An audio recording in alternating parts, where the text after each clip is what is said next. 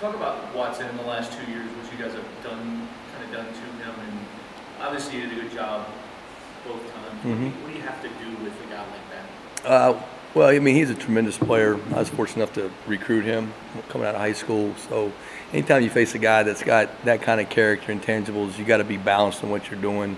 You got to be able to mix it up a little bit because he understands defense and understands where to go with the ball. So, you know, we just try to be balanced in what we're doing and just try to make sure that we obviously can stop the run and be physical there. But, you know, you don't want to give up explosive plays. I mean, anytime you give up explosive plays and they can get chunk plays down the field, that's when the numbers can go up from a point standpoint. So really just try to be balanced in what we're doing and, you know, and try to eliminate the explosive plays. The perception of them, I guess, has been through the first 4 games that they're not quite looking as explosive as they were toward the end of the year when they were in the playoffs and Yeah. were after 40, 50 points a game. Yeah. Have you seen that? Well, I mean, you know, they obviously, from an offensive perspective, in the championship game last year, they were pretty impressive, you know, going against Bama. So therefore, they had a certain standard to uphold. You know, I think they're talented. I mean, when you look at them, they're well coached. They got guys that can make plays outside. They got a hard-nosed runner that's downhill. They got a quarterback that can pull the pin and make some plays. So, you know, I think that we understand it's a challenge for us, and we're excited to play on Saturday. Well, there are a lot of dual threat quarterbacks out there right now, but what is it about Deshaun that just is the next level of issue? He can throw the ball. Guys that can throw the ball create issues. The running game, he's talking about Ballman and guys. Yeah. And it looks like their line is a lot better than maybe than it was. Yeah, yeah, their line's solid in what they're doing. You know, they play hard, they work well together, they try to get moving at the point of attack. Gallman's a physical downhill runner that'll bounce it out, and you got to make sure you set the edges on him. If not, he's got enough speed that he can create some double-digit gains. So, you know, they want to run the ball, and they're good at what they do in the run game. So we've got to make sure that we control our gaps and match the physicalness that they're going to bring. What's been made, you know, the 2 offenses that they're playing on Saturday, is there a different mindset, you know, when you talk to your guys in the locker room about how they're approaching this game? Not really. I mean, we approach every game the same no matter who we're playing, truthfully. You've always got to look at your musts and things we feel like we got to do to win the game, and we're going to develop our game plan off of that. There might be a little more energy outside the locker room or the media in certain games, but from our perspective, every game is the same.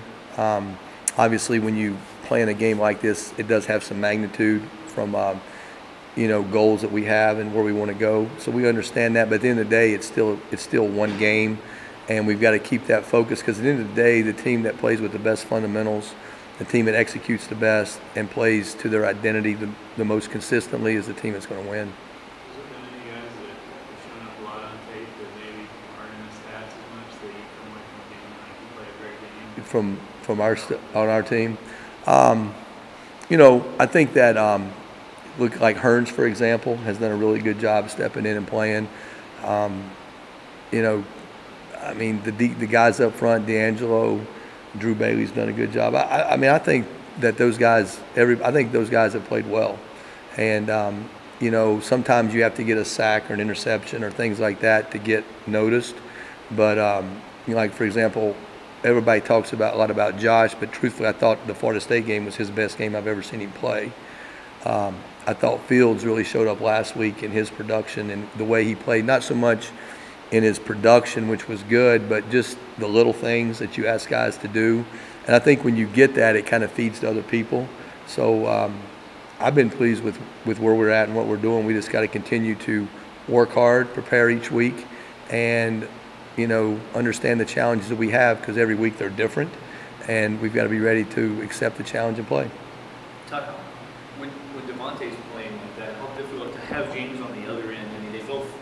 It's like it's a distraction, I would think, for the offense to have 2 guys that can do the things that they can do. Yeah, I mean there was a span in there in the last game where Hearns got a sack, called his fumble ball out, and then D came around the edge and batted the ball, and Fields got an interception.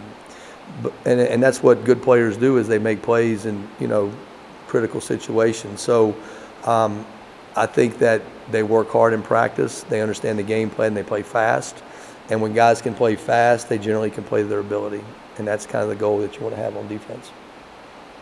Was that, it seemed like particularly in the first half, I mean, a really high level from what you want from your defense? Yeah, I was pleased with the way we play. You know, we honestly had to change the game plan, you know, a little bit before the game because the quarterback style changed. So we had to tweak some things that we were going to do just from a concept of we're probably going to see more runs than passes and everything. So guys did a good job of adjusting. But, you know, that's football. I mean, you know, every time you come off and you go on the sidelines, you're always going to adjust something and you're going to tweak something and you're going to say, here's the next thing we're going to do. And you're always working the game. You know, we always talk to our guys about working the game.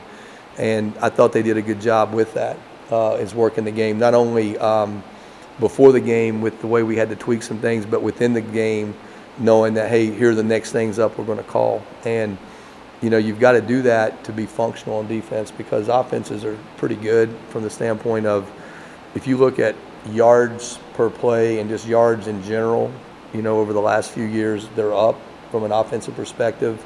It's because people can move the ball and they know how to throw it and they know how to get guys in space that can make plays. So you have to change your looks and you have to change what you're doing to create negative plays because once you get them behind the sticks, then it becomes a little bit easier to call defenses and understand what's happening. The secondary, when they're going against somebody like Deshaun, as you mentioned, he can throw the ball, the ball deep very well. Is there a different mindset knowing they might get, you know, more attention this coming week? No, I mean, when it goes down the field, it's our chance to make a play too. I mean, when guys take shots, it gives us an opportunity to make a play, and we're going to go get the ball. I mean, that's the total focus on defense is the ball. I mean, we talk to them about the ball. And in the run game, it's 11 hats to the ball. But in the pass game, when it goes up, we have just as much right to the ball as he does. So we're going to go make a play on the ball. I think you got to understand, you know, who you're facing from the kind of throws they can make because certain quarterbacks can make certain throws, other ones can't. Certain receivers are going to do certain things. You got to kind of know that. That's a game within itself. So you kind of got to understand all that stuff. Do you see a different level of excitement from the secondary when they have games like this? I think guys are always looking forward to challenges. And I think anytime you can face a quality team like this on the road with the impacts, you're excited about the challenge. Talk about the excitement of some games for maybe outside of the locker room. When game day was here,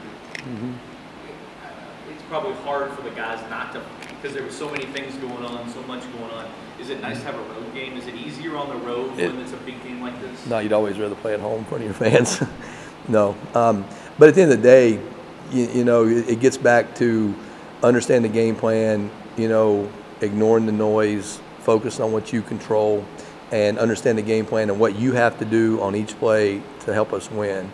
And it gets down to those simple steps. And if you take those simple steps, then the outcome will take care of itself. So it's not really worried about the outcome. Don't worry about the outcome. Worry about what you have to do this play and what my job is, and I'm going to do it to my best, to my ability, the best I can. And then once that play is over, it's the next play. Whether it was good, bad, or indifferent, it's the next play. And if you take that approach, you're never going to be perfect, but if you take that approach, the team that plays the hardest, the longest, and the most consistent is the team that wins. And if you do that, you develop mental toughness to get through the game, and then you can win games in the fourth quarter. How hard is it, especially for players in the secondary, you have a quarterback that can beat you with his legs and his arms to maintain focus on your...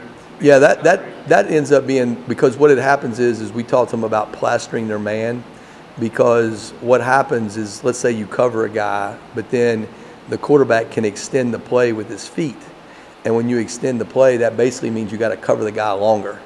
And you have to cover him man-to-man because now the zones are no longer there. It now becomes man-to-man in your area, and you plaster him, which means I got to take him wherever he goes.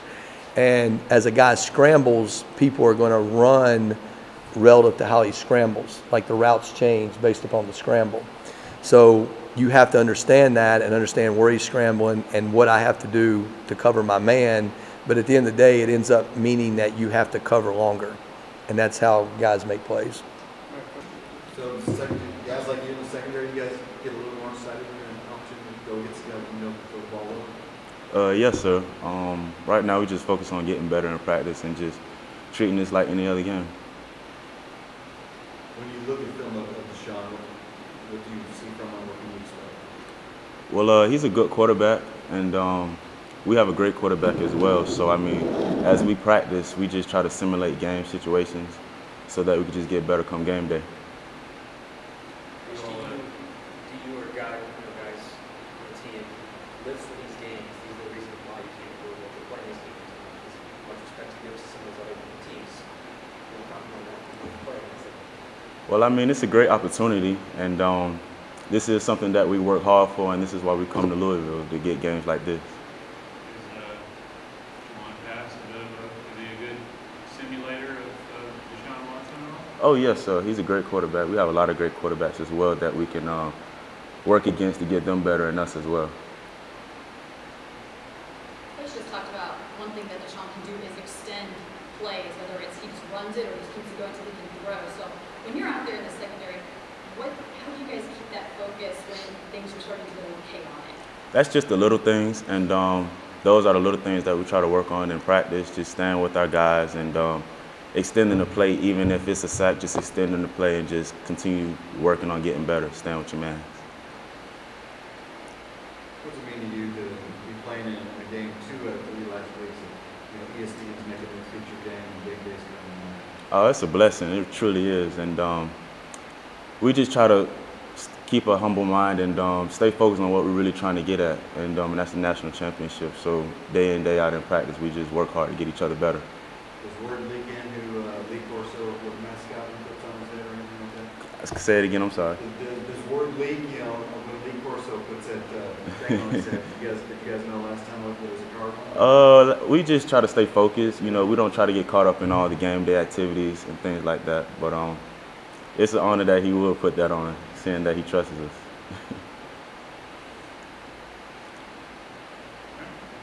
All right. All right, thank you.